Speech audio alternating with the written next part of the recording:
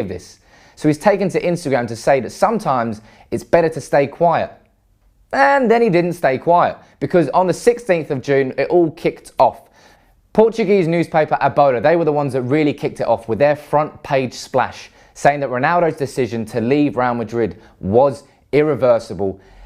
And it exploded. Everybody exploded it. You see, the BBC reported it, the Telegraph reported it, the Independent reported it. Everybody reported it. The same story, that Ronaldo wanted to leave Real Madrid. Even Marca, a pro-Real Madrid newspaper, known for their pro-Real Madrid propaganda, they're reporting the same thing. And they're not just citing A Bola, they're using their own sources saying, it's correct, this is the case.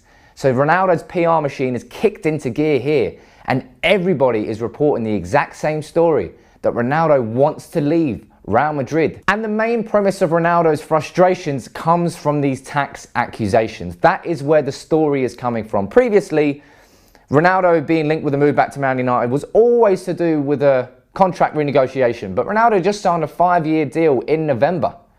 So he's already there until he's about 37 on a contract already. So this one feels a little bit different, and we want to explain these tax accusations in a little bit more detail to help you understand what they are. Now, the Spanish prosecutor's office are accusing Ronaldo of knowingly using a business structure that was set up in 2010 to try and hide his image rights income from Spain between 2011 and 2014. This involved a voluntary failure to comply with his tax obligations in Spain, and that is where these 4 counts of tax fraud are coming from. But Ronaldo and Gestifute, who are the agency representing Ronaldo, have absolutely denied this is the case. He said there is no tax evasion scheme, there has never been any hiding nor any intention to hide anything.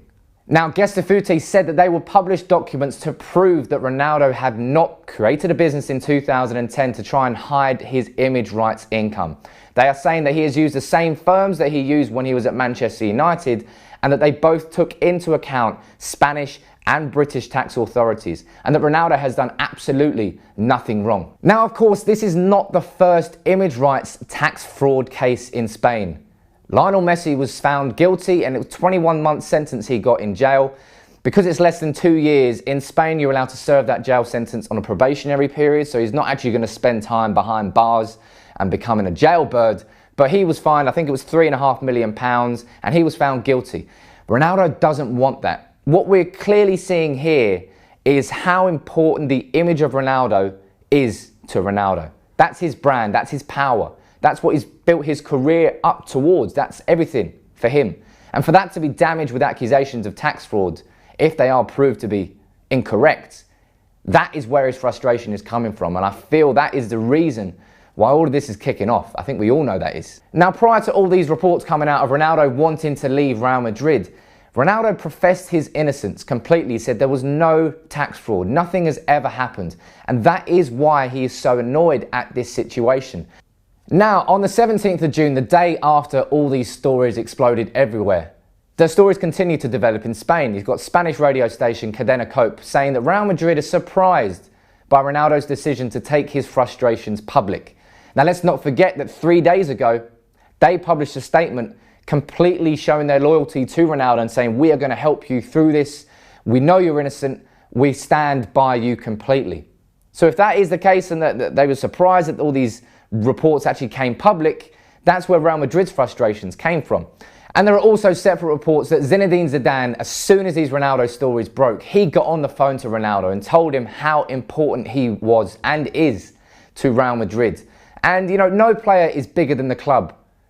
But Ronaldo, he is Real Madrid. You know, he's now their top goal scorer, over 400 goals in, I don't know, he's got a ridiculous amount of goals. They finally win the Champions League back-to-back, first team to ever done it. The first time they've won the double of the Champions League and the league since the 1950s. Ronaldo scored 50-plus goals in 7 consecutive seasons. The guy is a phenomenon, and he is Real Madrid.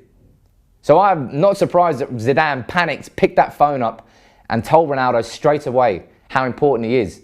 And Ronaldo obviously knows that as well. He's leveraging his own power at the club with this whole PR machine to show his frustrations. And Real Madrid's response by this, you can tell that they're worried that maybe Ronaldo will leave this year. Then on the 18th of June, Manchester United get involved, not directly, but Duncan Castles, who we all know is the mouthpiece of Jose Mourinho and Jorge Mendes, a journalist who has built up a reputation over the years of knowing what is going on at the clubs that Mourinho is managing, and that is the situation in United right now. He's saying that Manchester United are interested in re-signing Cristiano Ronaldo. I mean, why wouldn't we be? Let's be honest. All fans are interested in it. It doesn't mean it's actually going to happen. Of course, Ed Woodward wants him. He is a man who loves a marquee signing. Let's not forget